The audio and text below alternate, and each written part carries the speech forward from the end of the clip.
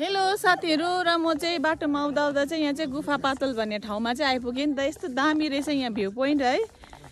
र प्राय जसैले यो एजिलियाको सिजनमा चाहिँ फोटो हालेको चाहिँ यो माथि रहेछ है साथीहरु, यहाँ माथि। तर अहिले चाहिँ दिवालीको छुट्टीले गर्दाखेरि चाहिँ 2 दिन चाहिँ क्लोज रहेछ। अब हामीले चाहिँ घुम्नु पाएन है।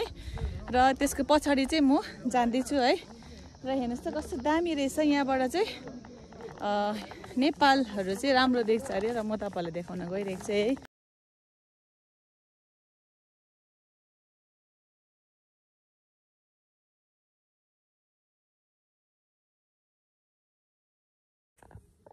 लु है साथीहरु हेर्नुहोस् है कति दामी।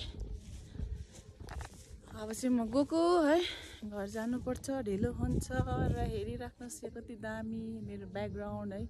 यो पर चाहिँ नेपालहरु पर्छ र यो पनि नेपालै पर्छ है। तर यहाँ वरिपरि चाहिँ एकदमै दामी देख्दै रहेछ नि त है साथीहरु। सबैजनाले इन्जोय गरिरहेको छ है, कति दामी।